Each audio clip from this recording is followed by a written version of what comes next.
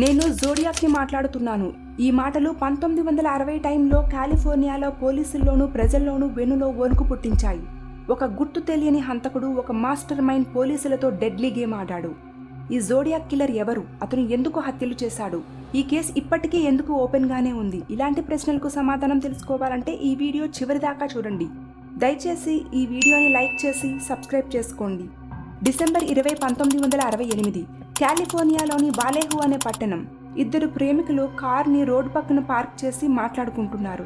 రాత్రి ప్రశాంతంగా గడుపుతున్న ఈ జంటపై ఓ వ్యక్తి విచక్షణారహితంగా కాల్పులు జరిపాడు. ఇదే అతని మొదటి దాడి. జూలై 4, 1969 మరో జంట. ఇదే విధంగా వారికి కూడా దాడి జరిగింది. కానీ ఈసారి ఒక తేడా. అందులో అబ్బాయి బ్రతికిపోయాడు. అతను పోలీసులకు ఓ క్లూ ఇచ్చాడు. ఒక వ్యక్తి వచ్చి తుపాకీతో దాడి చేశాడు అని. పోలీసుల విచారణ ప్రారంభమయ్యేలోపే ఫోన్ మోగుతున్న శబ్దం. ఒక అపరిచిత స్వరం ఇలా చెప్పింది, నేను ఇద్దరిని చంపేశాను. గత ఏడాది కూడా నేనే చంపాను. నేనే జోడియాక్. జోడియాక్ కేవలం హత్యలు చేయలేదు, అతను పోలీసులతో ఒక ఆట ఆడాడు. అతను కొన్ని న్యూస్ పేపర్స్కి లేటెస్ట్ పజిల్స్ పంపేవాడు. వాటిలో సీక్రెట్ సిగ్నల్స్ ఉండేవి.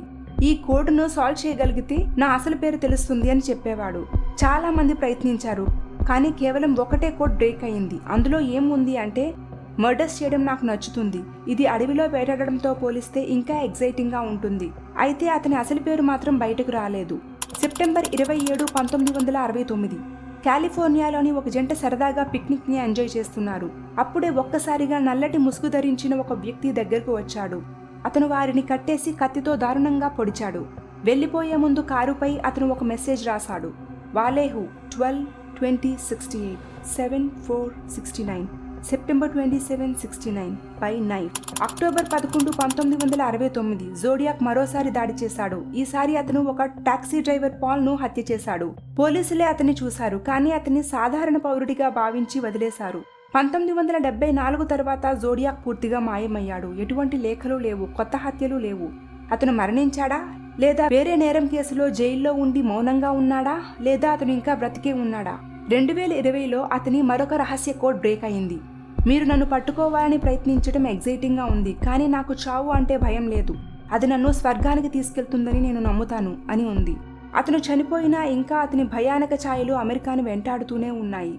జోడియాక్ కిల్లర్ ఎవరు? సైకోపాతా, జీనియస్ కిల్లరా, లేదా అందరిలో మామూలు మనిషిలా కలిసిపోయి అంతా చూస్తున్నాడా? మీ అభిప్రాయాన్ని కమెంట్స్లో తెలియజేయండి. ఇలాంటి మరిన్ని ఇంట్రెస్టింగ్ వీడియోస్ కోసం వెంటనే లైక్ చేసి, షేర్ చేసి, సబ్స్క్రైబ్ చేసుకోండి.